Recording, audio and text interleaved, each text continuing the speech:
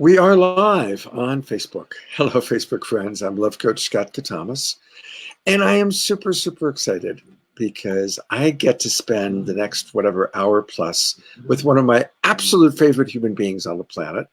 This is Marya Stark, and Marya and I have known each other, what, 7 or 8 years now? Something like that? I think 8 years going on. I think in June it'll be closer to 9 Wow. or July. Yeah, because Suchi was still alive. My wife was still alive, right, when I first met you. Yeah. So Marya is a brilliant, super multi-talented woman. She's a musician, she's a writer, she's a storyteller, she's an amazing compassionate communication coach and teacher. And her beloved is a reverend, has his own church where I gave a sermon last year. And she is a multi-talented, very unique being. And I love the topic, creativity in the midst of chaos, right? So let's just start right there. What does that mean? What does that mean to you? Yeah, creativity in a time of chaos came as a hashtag. I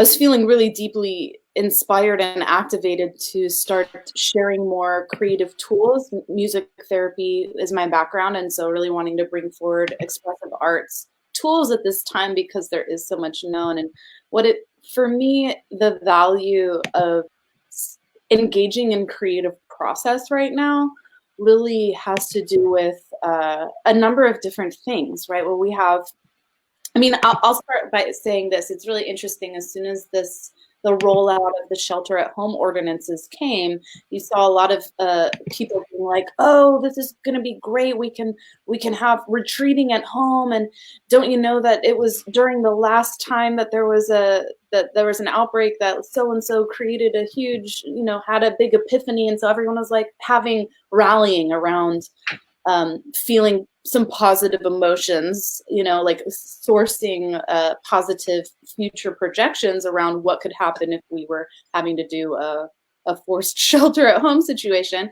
And so there was an energy of like, okay, well, we're going to take this time to be creative. We're going to work on old projects. We're going to train up, tool up, refine our skills. And there was a lot of momentum early on for a lot of people, at least in my community, in the wellness and like high performance coaching reality, and people who were messaging that way.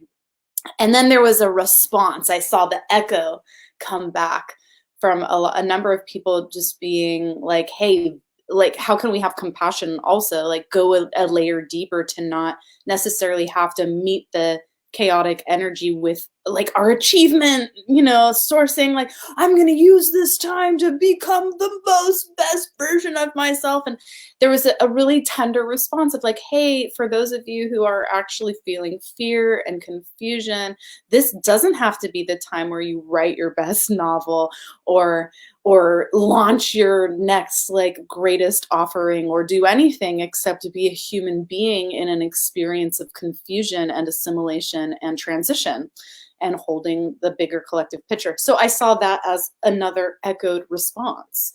And so I've been holding that in my heart and speaking to people on really the full spectrum of that equation of both those who are deeply committed right now to fortifying and their resolve towards sharpening their tools, whether it be mental tools, creative tools, their leadership skills. I'm seeing a lot of that, and I've also spoken to a number of people that are saying, "Hey, I'm gonna really withdraw from the internet reality where there's so much now people coming forward on these streams and these lives to like occupy space and to give their gifts, which is amazing. But I'm gonna go chill and listen deeply to what is true for me." And so I've been holding the complexity of this period of time being a true initiation, and that we are each going to be initiated differently based on what our destiny is, what our soul evolutionary path is. We're not each going to be engaging with all of this stuff at the same time, though many of us might feel similar collective waves and cycles because of the stages of grief that we're going through, the stages of shock, new information that comes in and sort of rattles the collective conversation. You know, we'll be attuning into that. So then, as I've been exploring my own heart and really asking, hey, how do I want to show up for this? What is being asked of me? I'm feeling really the call to share creative tools. And the reason why I think creativity in a time of chaos is valuable are for a number of reasons. And creativity can look a lot of different ways. It doesn't have to look like putting out a bunch of content or making the most amazing thing. There's a lot of stages to creative process. But I think for at least me, I'm really interested in creativity right now. One, because being engaged in a creative process is very soothing. It accesses parts of our thinking and imagination that I think bring health, wellness. It can create a sense of self-regulation when our nervous systems and our whole systems are out of balance and dysregulated. Being involved in a creative process can sort of sometimes when we're experiencing pain, like psychological pain, for example, of seeing our whole society crumble and being totally unclear, there's a lot of pain there. That one of the things I learned about pain in music therapy is that we have a sort of threshold of how much information we can process at a certain amount of time, especially with pain. And so one of the applications of music therapy, for example, with chronic pain, is to intentionally work with music and listening to music to relieve pain, because it's occupying the receptors of our mind that is processing the pain. So it kind of floods the system with other information and then it can be a pain reliever, because now our system isn't focused on where the pain is. It actually has enough system to breathe. And if you can bring relief to pain for any amount of time, that can create a lot of mental clarity. It can alleviate an overriding layer of stress and tension that can be causing a lot of lack of clarity and fear, and it can amplify fear. So you start bringing relaxation tools, techniques in, you start having a more clear head. So number one, pain relief, stress relief, relaxation. That's a great reason to be engaged in creativity. Another reason I think it's amazing to be engaged in creativity right now is because it's unprecedented times. So like, whoa, this time is cray cray. Like, we have never seen such a time.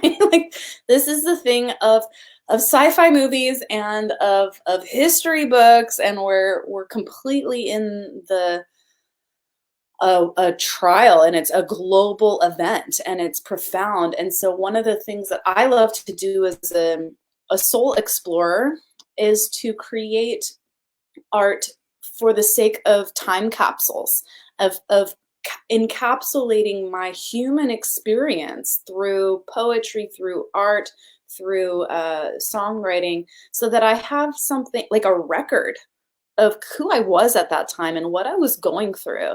And I think that in the long term, as I've gotten to explore keeping a record of my evolution, it's a feedback loop that gives me really beautiful insight into who I am, into the evolution of my own soul, the evolution of consciousness, my emotional reality, my psychological development, my character strengths. Like I get to have this really powerful understanding. And so I think it's a really cool time to create these treasure bundles for our future selves, so that we can look back at this time and be like, wow, that's what I was going through. Plus, being in a creative process helps to transmute and transform complex emotional states. So, and then we get to have that in a piece and go, this is the complexity. This is what I was able to distill in a moment of just giving myself some time to be present with my emotions and present with the symbols and the signals of my subconscious and how I was relating.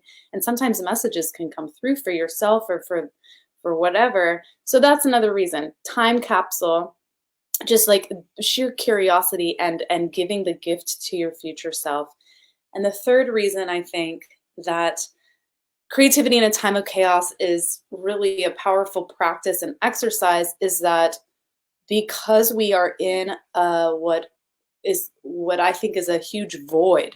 It's very unclear what's going to happen next. It's very unknown. One thing I've come to know is that when there is a void, that our worst fears can sometimes start to project themselves into the void, and we can sometimes tend to repeat patterns that are informed by our deepest fears.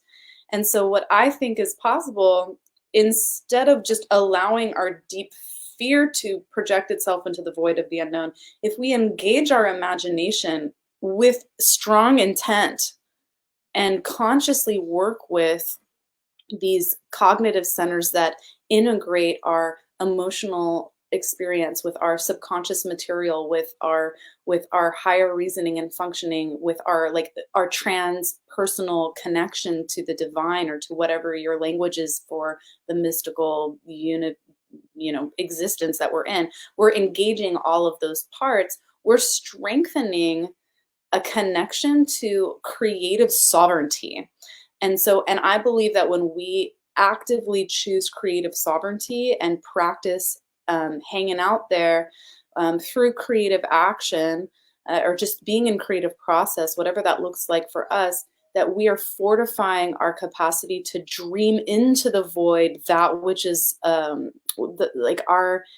we have more capacity to be adept in those realms, and we can start painting what we want to see in the realm. And when we start activating really our imagination, those imaginal cells, we can start resonating with what is the new dream, what would we like to see happen on the other side, what is the next phase. And we get that creative juices flowing.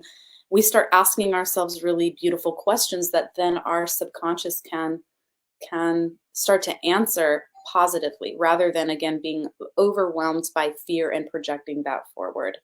So those are my 3 reasons right now of why I think creativity in a time of chaos is essential medicine for wellness, for wholeness, for balance, and for building the future that we are moving towards. Wow. I just want to give everybody a chance to digest that amazing download. Mm-hmm. And I want to just riff on a couple of key points that I'm really hearing, kind of in my own languaging, but what this is inspiring and invoking in me. First off, what we all have in common, this huge, epic thing is happening. Most likely, certainly the biggest event of our lives so far from a global perspective. What World War II might have been to our parents or grandparents, what the Great Depression or World War I might have been to the next generation going up the ancestral line. This is it. This is this incredible global event. And like a world war or like a big event, nobody really knows what it truly means, how long it's going to last, what the impact is going to be globally and in each of our lives. And there's this incredible wave on the big level, the wave of coronavirus coming through China. And now it's kind of left China, and now it's at its peak in Italy and Spain and New York City, and it's coming, right? It's like, wow. And now most of us are feeling the economic impact, but what most of us haven't felt the health impact yet, right? And we don't know how many of our friends or people that we know are going to get infected and are going to get sick. Who might we know that is going to pass away? Every day I'm beginning to get more and more people in my constellation. Oh, wow, Linda's parents both have it. Oh, this person has it. We're seeing more and more leaders. Prince Charles has it, and so on and so forth. So there's this big epic thing happening. And what I love is Marya's take on how to manage it, so that we're not just at the mercy of today's what the fuck headlines, but we are, okay, this event is happening, I'm going to write it. I'm going to play with it. I'm going to use it to stimulate my imagination. And the imagination is this incredible doorway to so many things. To play.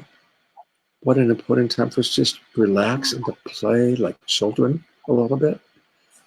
Something else you said that really stood out for me is that we don't have to write Moby Dick. We don't have to write War and Peace, right?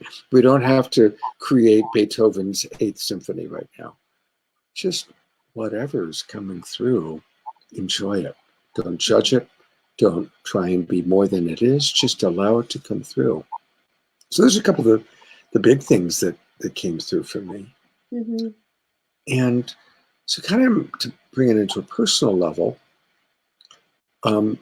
have you written, since this all has happened, any songs or poetry that you could share that is your own personal expression, reaction, reflection to this event? I actually wrote a song today. I've been working on a couple songs. I'm taking my friend Travis's songwriting class, and I've been leading a songwriting challenge in my Facebook group this last week. And so no full songs have come yet, but today I just wrote this piece that might be a full song. It might be done. And it was literally, I could feel my system, because since this has come online, I've been kind of working double. I already worked from home, and I just realized that I wanted to skill up. I wanted to get really present with my community. I've been involved in a lot of classes and online ceremonies. And so I've been tired. I've been going hard. It hasn't been like, one of the party lines right now is, oh, we're going to have so much time to rest. And I'm like, I have not experienced any rest. Zero. Been so tired.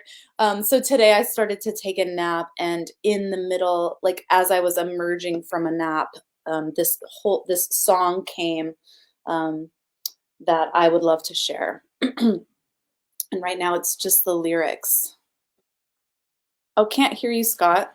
Yeah, before you share it, your screen has gotten a little fuzzy, and I'm not sure if it's your internet connection or if your camera just needs to be wiped.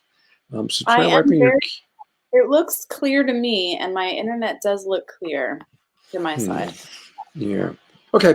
Well, you're beautiful and gorgeous, and we just want to have the full Marya Stark experience. Oh, thank you. So here it is. Decompression or depression, so unnerving. What's the lesson? Now I'm running nowhere. Time is slipping through my fingers. 6 feet under, 6 feet farther. Don't stand near me, do my duty. Culture falling, crashing over waves of mourning. Take me under. Am I fearful? Am I resting? Rest alone here. What's the lesson? Can you hear me through this small screen? Can you feel me through this fog dream? Shelter, shelter, social distance, Orwell's nightmare. What's persisting on this timeline of the deep state paranoia? What's the uptake? Many days now. How long's it been since I saw you in the same room? Coronation of a nation, decompression. What's the lesson? Wow, that was amazing. Thank you. Amazing. Decompression, what's the lesson? I'm going to invite a couple of our love coaches in to play with you. And one of them, Paul McFarland, come on in. Let's bring in Paul, and let's bring in Angel, and let's bring in Laura. And Paul is a guitar player, and he's wondering if he plays 2 chords, will you compose a song? Maybe we could do. Let's find out. Let's see what happens. Okay. All right. So we'll try that. So yeah, Debbie, go ahead and bring in Paul and Angel and Laura. And Again, just a reminder for everybody at home, you don't have to be this brilliant to do the creative expression. And hopefully we're going to, kind of get a sense of that, When you did your songwriting 3-day challenge, how'd that go? Anything you want to share about that experience? It was so fun. We did Monday through Wednesday live classes every night, and it's still going. We're going till Sunday. So the invitation is in the Rose Bard Arts Courting the Muse community. Is the You know what? Put the website into the private chat, and the magnificent Debbie Garcia will then run it as a banner across. Absolutely. So put in however you want people to reach you. Pop that in there. I'll post the links. So we did the Facebook. We had our songwriting challenge, and people are songwriting in the group, and the goal is that we just keep writing the tools that I share. And I shared a lot of fun ways to think about songwriting, to go about chasing the muse and just getting started and going for it. And people are sharing songs, and we're supporting each other, and it's so fun. And we're going to keep going till Sunday strong. So come join the songwriting party. Come check out the classes. They're free online. We're rocking it. Hi, y'all. Hi, Angel, Laura, Paul. Nice to be with you guys today. So just as a way of introduction, 2 things, Marya. Probably we don't need the search box part that you popped in, I'm guessing. I'd love to have each of you just take a minute to introduce yourself, where you're coming from, like what part of the world you live in. Marya and I are both in Northern California. I'm in the wine country. She's in Santa Cruz. Mm-hmm. But each of you maybe share where you are from and what so far Marya shared that touched you. What's something that touched you in her extraordinary opening thoughts about the reasons to be creative in this time of chaos? And let's start with Angel, then Laura, and then Paul. Hey everyone, Angel checking in here. I am currently in Bali, Indonesia, which certainly is not a bad place to be writing this out. And I'm assuming you can all hear me. Yeah. Okay, awesome. I love being part of this community. I've been part of the Love Coach Academy programs for a while. And I'm here as I travel doing support work, which is what I love to do, which is really helping people going through times of transition and times of crisis. And I love this topic of looking at creativity as a way to handling crisis. And loved what Marya said today. Really beautiful, powerful transmission. And what stood out for me, a couple of things. Really that invitation to look at what our relationship to chaos is, and also our relationship to creativity. What does creativity have to look like? Does it have to look like full-on activity and doing and putting something out into the world?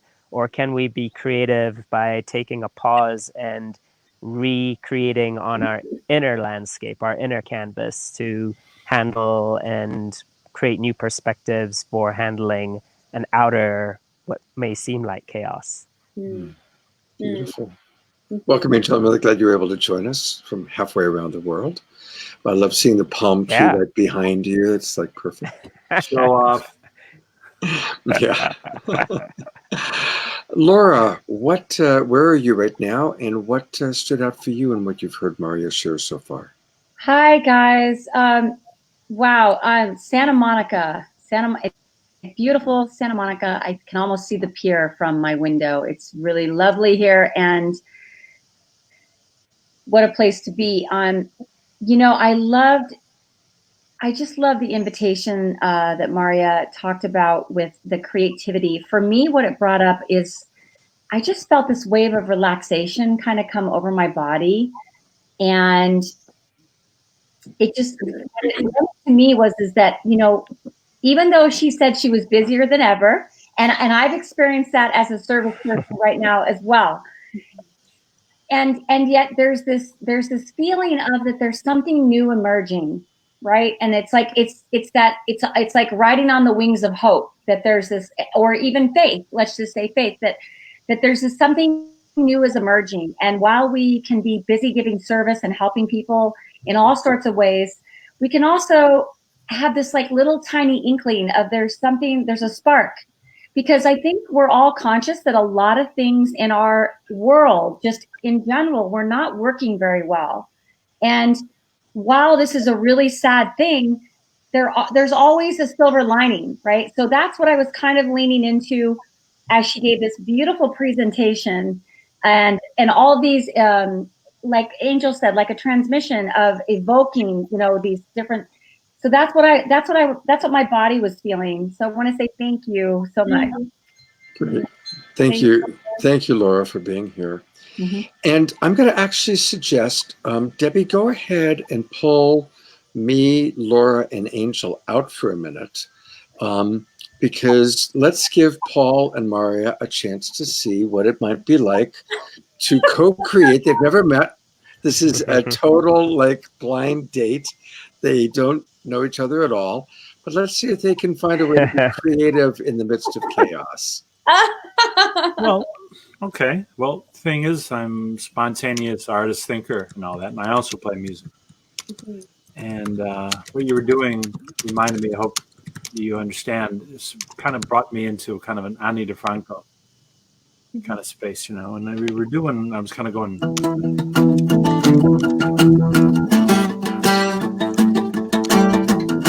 Just kind of a repetitive thing. What you were doing was kind of very rhythmic.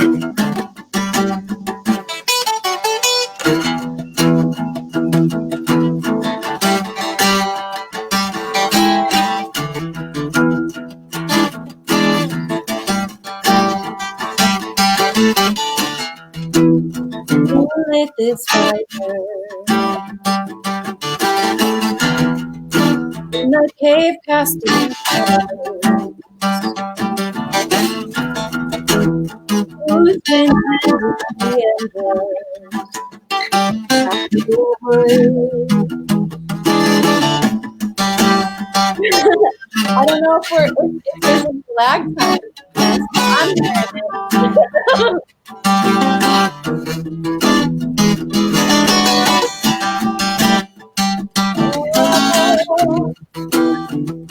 And all to the Break it down now. Coming up. So really spit it. Come on, spit.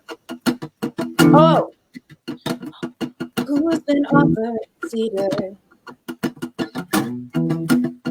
to the flames that are listening?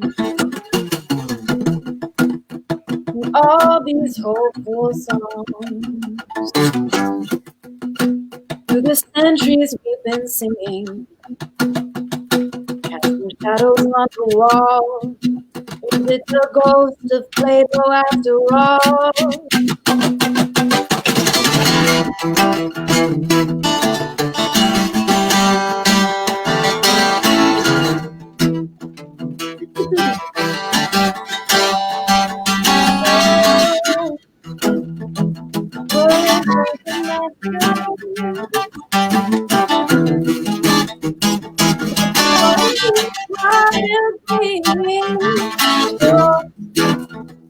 Were they just shadow puppets?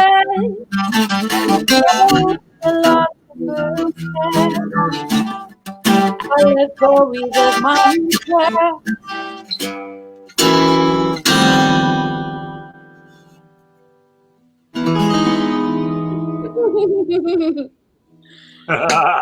I loved it. I heard it good over here. Again, I don't know what the lag time is for those listening, but that was the vibes. Yeah, doing musical coordination on whatever rarely works, but you just embrace it.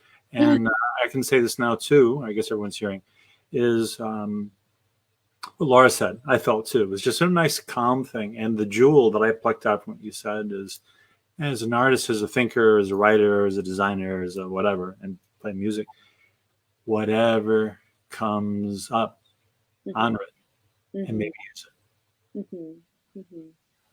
And I love that too, you know, because art gets to be a place where we can like I know in my conscious mind I'm doing a lot to intellectually process hard emotions and look and strive for and aim for the higher perspective always, and doing my best to mourn as I can. But certainly when I go to my art, I can just kind of let it all hang out in a different way, in maybe a way that I'm not giving myself permission to, because my ego's is trying to hold shit together. Yeah, You know? yeah. Right now, I'm working on this logo for a friend of mine with this kind of shamanic animal spirit journey. You know? Oh, I Yeah, love it'll be cool. You'll all see it. And but the other thing I'm going to also amplify what you said too, without saying these words. And I'm a good writer, so is this: seeds sprout in private, in the dark.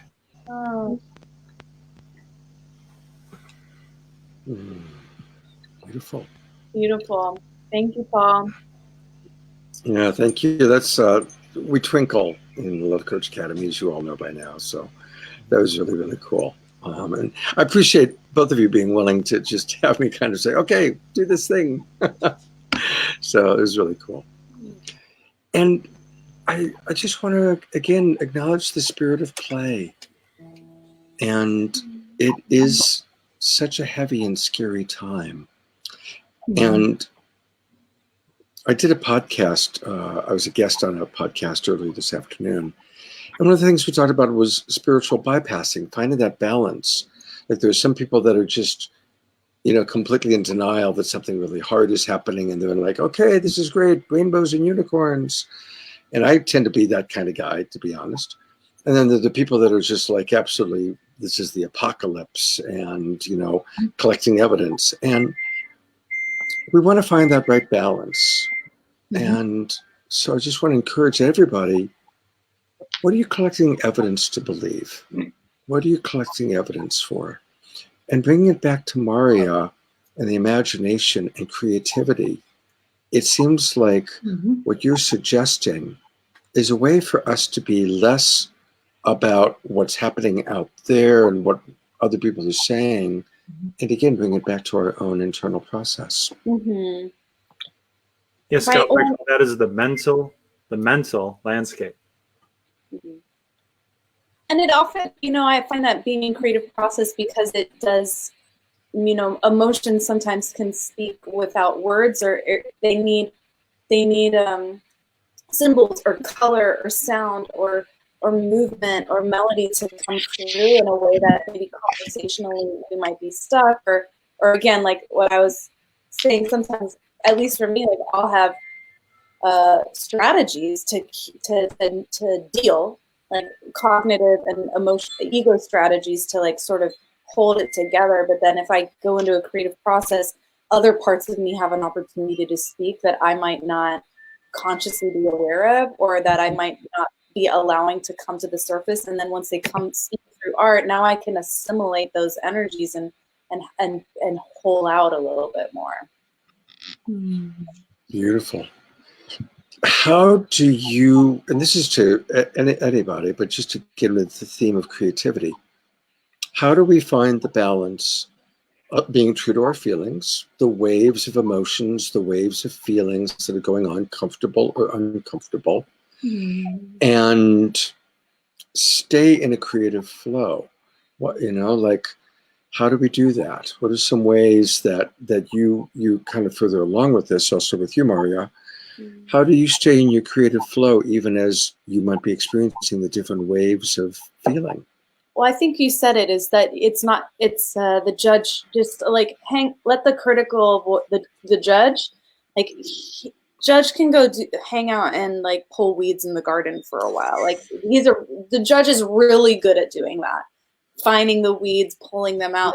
But when I'm in the middle of a creative flow, that's a time between me and my most intimate soul, and and oftentimes my like inner child, and my like the connection to that one. And she needs zero criticism in the space so that she can unpack and unfold, because it's creative process, it's experimentation. We're not going to necessarily like the first thing that flows out of us, but if we move beyond the awkward. I like to say this: if I'm in a writing flow and I'm in the flow, and then I say something that it kind of jags the energy. It's like not exactly right. If I stay too focused on that, I'm gonna get out of the flow. So I tend to train myself to push past the awkward moment, and knowing that I can bring the editor back later. The editor's gone for right now. We're just gonna keep going. And stay in the cadence and the rhythm and the river of what comes next, and really just keep asking, like, what more is possible, what's next, where could this go, and just sort of trust the first thing that comes out, because that trust of letting it flow out, even if it maybe like, oh, this is too cliche, who cares, let it be cliche, for fuck's sake. Like, you're just like, let a cliche happen. You can redefine it later. You can take the cliche out for some coffee and discuss other costumes the cliche could wear, so it's more interesting. Just let it happen, because it's bubbling up from the subconscious and it's surfacing for a reason. So trusting that reason, and trusting that there's something that is happening in collaboration between you and creative life force. Beautiful. So I just want to acknowledge what stands out. Put the editor aside, put the judgmental part of you aside, and just allow it to flow. And let your imagination run wild without editing yourself or judging yourself. Any thoughts anybody else has kind of on that line? Yeah, Angel. Yeah, sure. I love that. Something that really stood out for me is just this, whilst in order to stay in the flow, we have to allow the chaos. And this is very much about this teaching of this time that we're in right now, is like that relationship between creativity and chaos. Like, chaos is the full expression of creativity, and creativity is the absolute, like, real creativity is the full expression of chaos. It's just letting it all flow through without any editing. So it's full random. It can be random, but then seeing the patterns in it, seeing and being with the patterns as they flow through, that just leads into the next piece and the next piece and the next piece. So it's about actually allowing chaos to come through without any editing, without any container or direction, but then just seeing the patterns and working with those patterns as part of the alchemy of working with chaos. That's creative process. Boom. I love that, seeing the patterns in the chaos. And if we don't let them happen, then we'll never see. If we're like trying to force it to be perfect, we don't get them the medicine and the blessing of the chaos. I love that. Thank you. Absolutely. And there's always, the chaos that we find uncomfortable is just pointing to our desire and need for controlling something, for putting it, for kind of guiding it to a particular outcome, which is a limitation on our creativity. So it's really just learning how to co-create with chaos. Yeah, if I may add, chaos is my business, but my job really is to separate the bad chaos from the good chaos, right? And cliches, if I may demonstrate quickly. I moved my mic back, so this should be better. Here's a cliche. That's a cliche, but it has its purpose, right? And everyone's okay with it, because it's sort of familiar, and that doesn't really move things forward. But if I play a figure like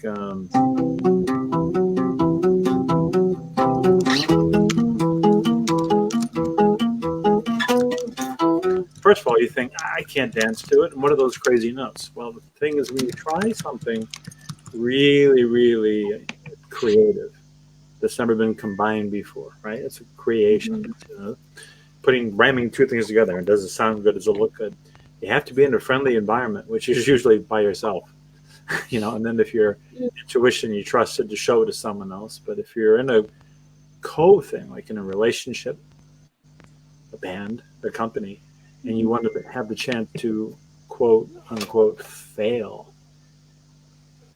that's where culture and having the right kind of energy in relationships, Scott, is valuable to all organizations, even to. Oh, thank you. I want to ask Marya, and then have other people riff on it, about the muse. Now, a big part of what she presents is courting the muse, and clearly Marya is the muse. And I want to read something that she wrote when we were talking about what we're going to do tonight. It's beautiful. She wrote, "We're going to explore how to cultivate your imagination and keep a strong sense of what's possible. We are the dreamers. Let us steady and focus our minds and draw forth wisdom that is beyond what we currently know through this practice of creative openness to the muse." I have always been fascinated with the muse and what it means and how she shows up in artistic expression and in our lives. Tell us about the muse, Marya. The muse is this thing. It's undefined. It's almost impossible to define. It's like the Tao. The Tao, which can be named, is not truly the Tao. So anything that I do to describe the muse will only be my own like poetic ramblings. But I enjoy doing. It's the thing that I want to do for the rest of my life. So if my whole life is just me trying to point to the thing, that's okay with me. I would say my current relationship with the muse is understanding this piece around being alert to something that has chi, that is like sparkling and asking for more curiosity and tending. It's an invitation to be engaged with creation itself. And so when the muse arises, it's almost like it can take a lot of forms. And I've been playing with this idea of the muse being first person, second person, and third person. Like first person muse is that inner sort of knowing myself process, like that the muse will show up almost like a living tarot of life. Like it'll show up through like something that'll just catch my mind, like a word, and it'll just be like, or just like, oh my God, and it'll create an access point to some part of my energy that wants to come forward into my consciousness, some cycle that wants to complete out. I think of sometimes as like second person muse as muse arriving through a person, like someone I find really inspiring or sexy, or just they get my winds moving. They like, my heart starts beating faster, and the muse is suddenly this, like the angel of aliveness is coming through them and pouring diamonds into my heart. And all I want to do is collect the diamonds and find out what happens. And if I eat them or something. And I find that those second person muses, it's almost like it's like those soulmate moments where it's like, okay, it's the imago, which is a great term used in this book that I've been reading, which is getting the love you want. And this is the philosophy I have right now around this. They talk about in that book that your mate, the person that you meet, is this like perfect combination of your unhealed childhood trauma and your disowned self. Like that's the imago of like your perfect mate. And sometimes I think that the muse shows up through people who are the perfect combination of an aspect of disowned self and childhood trauma that is wanting to be assimilated, but it's almost showing up in this golden shadow, this like, oh my God, they're so amazing, pulling this thing out of me, which is really this part of me that wants to come back home to me. That it'll play out in this play, in this Leela, this second person muse courtship.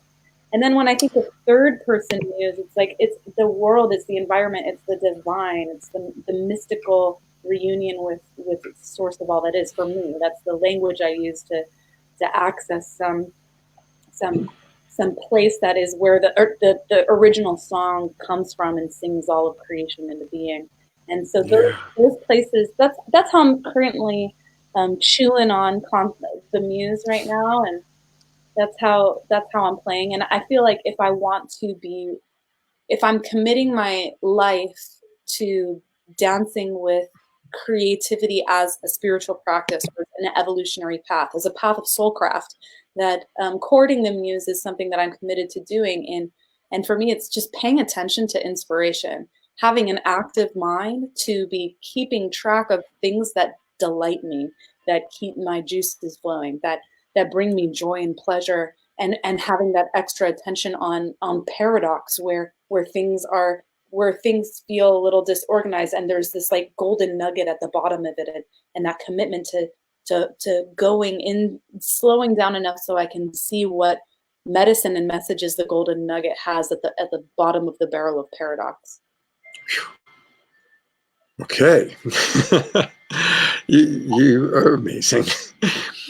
I'm going to ask our other people to talk about the muse, but I want to share a couple things. First off, Marya was referencing a wonderful book by Harville Hendrix, Getting the Love You Want. And it's a really good book to understand if you find yourself consistently attracted to a particular image or type of person, and it consistently doesn't work out.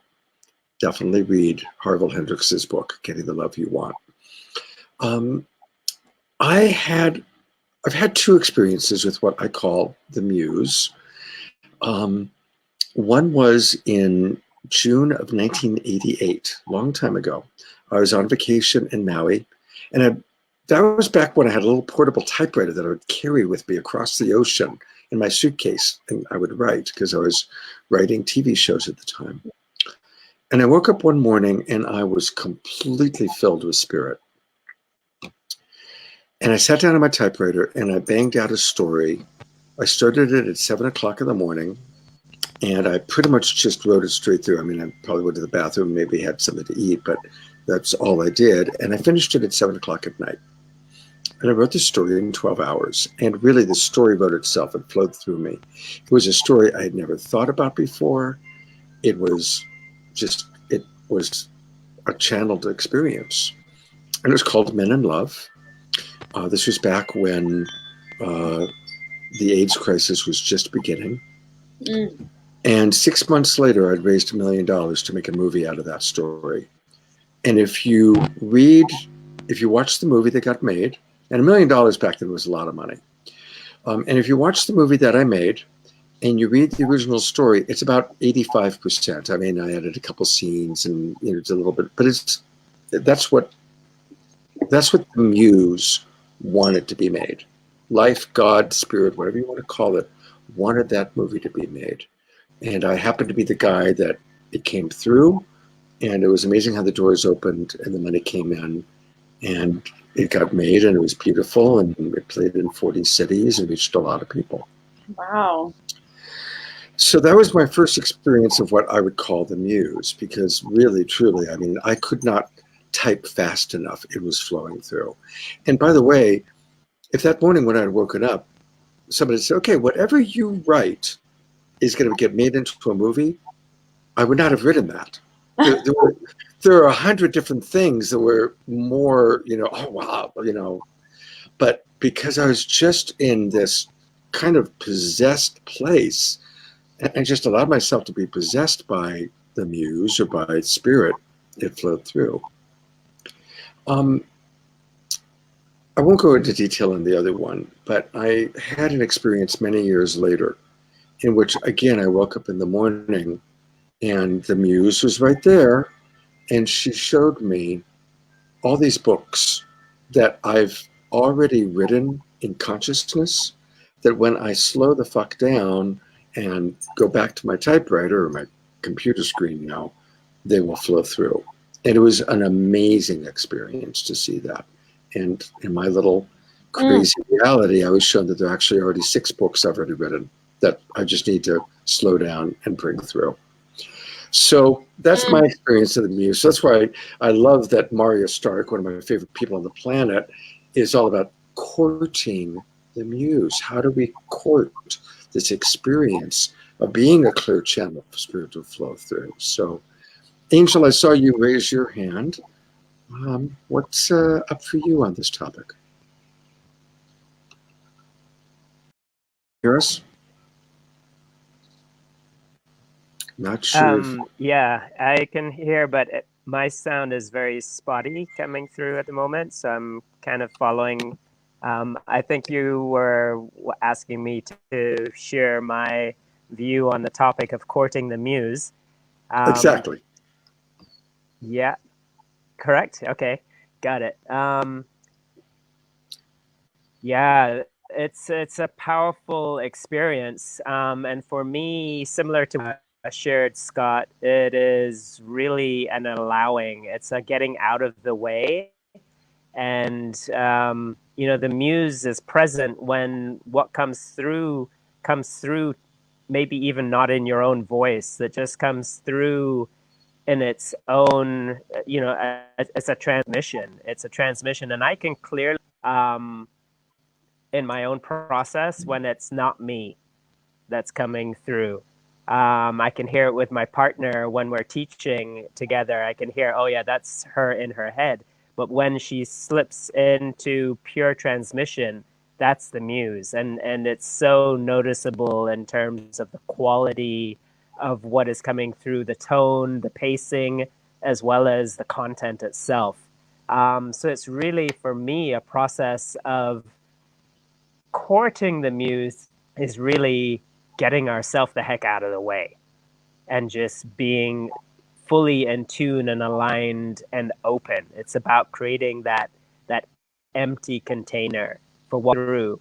And that's my process when I play my flute. I've been playing Native American flute for a number of years. I've never ever taken musical instruments. This was my first step. And I call it playing my prayers because I never prepare anything. I never have an intention as to what it should sound like, what the occasion is. I just a moment drop in and put my lip to the flute, and just whatever comes through comes through.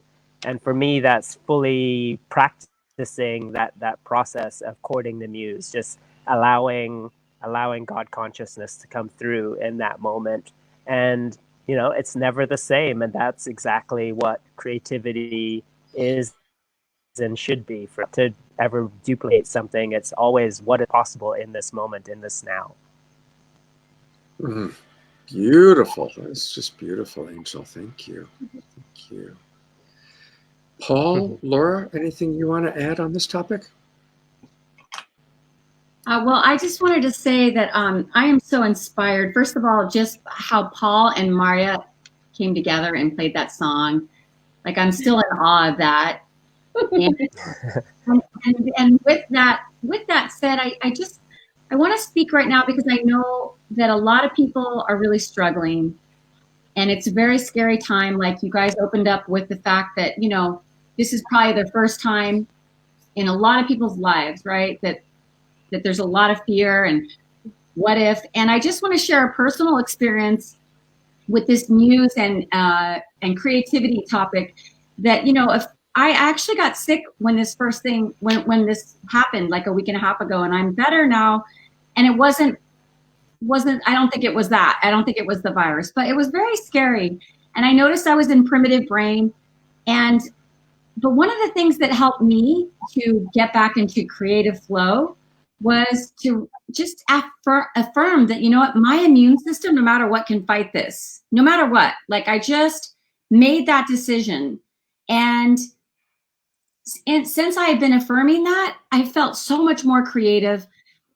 And the other thing is with all that you guys have spoken about in the creative flow and the muse, I just want to lend to people who maybe don't have artistic abilities that have come to them yet, whether it's through writing or music, or maybe they're not an amazing coach or something, that they can do stuff creative in service. Like, they can think about making new meals, or how they can help their friends, or send inspiring text messages to spark that creative flow. There's a lot that people who, you know, maybe don't have those abilities or think that they do at this point, where they can actually intend in simpler ways to bring that into their lives now. And that's what's helped me. But thank you guys for all that you've added. Thank you, Laura. Thank you. And Paul, as you strum your guitar, what do you have to share about the muse? Muse. Oh gosh. Well, muse, music, museum, I have a muse story. I've never had a person as a muse before this because I'm my own muse when I'm open. Like the longer I live, the more things that show up. I think of it and it just really appears as kind of a tap on the shoulder. A year ago, I had a red-tailed hawk take up residence in the tree behind here, and every night I went out to it and spoke to it. And then a few months later, I sensed it was flying overhead where I was cycling, and I spoke to it, and it circled around me a few times. And anyway, I was at a high-tech investor kind of thing near San Francisco a few years ago. And Tesla, before it came out, was there. I got to drive a Tesla. Anyway, so we go to this little party, and it was in some house, and there was like grottos and things going down, to a whatever. And I was like, okay, and this is kind of dull. And I remember clearly as if it just happened a minute ago. I was walking up towards the back of the house through a queue of people, and I felt this boom. I mean, just like when you take magnets the wrong way, that force, but my whole body was like, okay, something, what's going on here? And I turned, and there was this wee little lady. It's not important what she looks like or what her name is or anything like that, but I looked at her, and she looked at me and started smiling. And what she said, you and I, we don't even have to use words.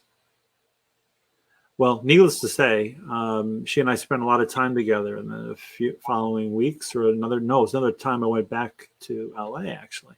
And she was living down, it doesn't matter. And it was pretty amazing. So the first time I had an actual person who was aware of my powers and could see opportunities, like Scott said, books not written yet. See, when you do that, like Scott, when you hear that, you just have to type. The book's already written. You become your own typist, right? So it's really, really cool. And you can get a muse in a person anytime you're open to it. In a gust of wind, anything. So I'm a great believer. So again, think about that. Music and museum. You tell me what they really mean. Beautiful. Thank you, Paul. Thank you. I'm going to go to something else that Marya had written and ask her about that. And she talked about creating time capsules of art that can log our experience during this profound time. And it certainly is a profound time. And offer a view into soul transformation and evolutionary journey. And earlier, when you were speaking, you added a piece that connects this, which is that all of us are going to experience this differently, right? There's not going to be just one. I mean, there's already, look at all of our friends and such diverse ways of experiencing it. So tell us a little bit more about specific ways that you either have or can imagine people creating these time capsules, these creative expressions. Yeah, I'm a big fan of creating, at least of sitting down and making time for a creative time capsule, even just once a week for 15 minutes. It doesn't have to be every day or all the time. It can just be a once a week thing where you can draw draw a picture, or write a poem, or write a short expression of a word offering. That is that moment of, I'm going to allow this time to play with words, to make a melody, to make a song, to make a painting, and allow it to be an assimilation of my experience in the last week or the last 2 weeks, or just a creative expression of what I'm going through right now. And I really love, my personal way is through song and poetry, because it's easy for me to track and I like the words. But some people's art is something different, and it's mandala.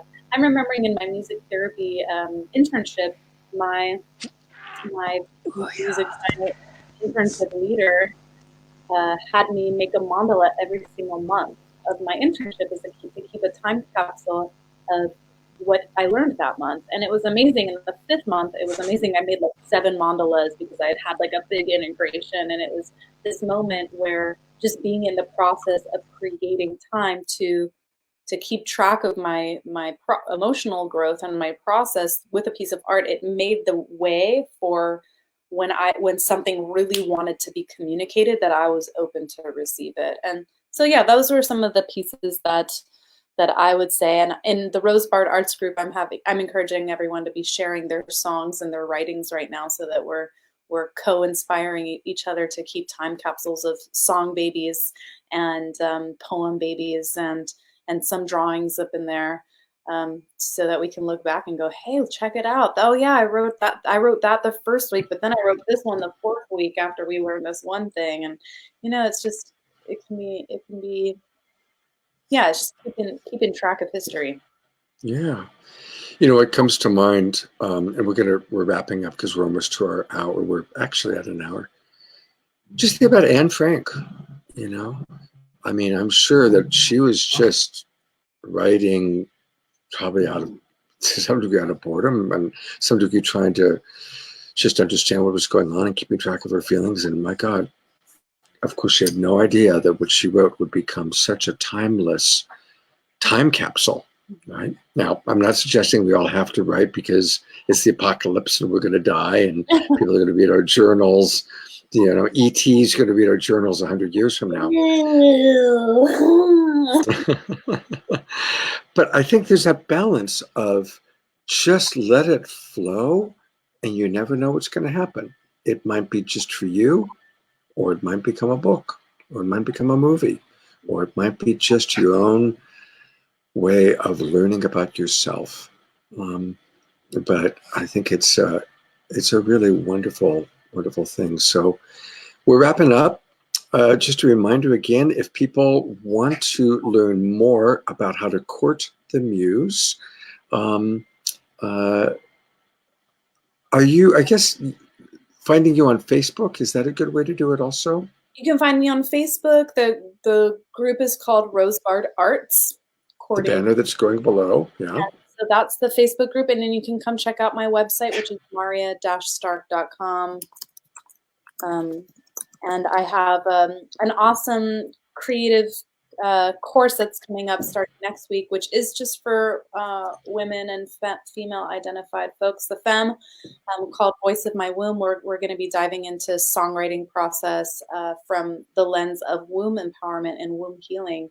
And vocal alchemy. So if you're interested in learning more about that and coming and getting creative with me for the next 3 months, come tune into it at my website, and anywhere you can find me, there will be information about that course. Beautiful. Marya, thank you so much for being who you are. You're such an inspiration in my life. You're definitely a muse in my life. Paul, thank you for jumping in and joining us. Always appreciate your wisdom and your musical stuff. And thank you everybody for watching. And I want to acknowledge that most of the people who watch are actually watching the video replay. So even if you're watching the video replay, feel free to pop comments in. I tend to go back and take a look and see what people have to say. And if we're lucky, hopefully we'll bring Marya back again soon. And definitely check out her offerings at marya-stark.com. Thank you so much, Scott. I love you, and thanks for rallying the community to come together at this time. You have such a beautiful gift of pulling us through hard times. I'm so grateful. Thank you. Yeah, we're connected. Let's make some music. Yeah. Awesome. And let's remember, everybody, every day, 9 a.m. Pacific time, 6 p.m. Pacific time, Love Coach Academy is bringing you something. It might be empathy. It might be a Marya Stark or a Paul McFarlane, relationship skills. And let us know what you want, what you're wanting to experience more of, and how we can support you in this extraordinary time. And final message, go forth and play. Go forth and let your imagination flow. Court the muse and see what happens. Take care, everybody. Thank you and good night. And of course,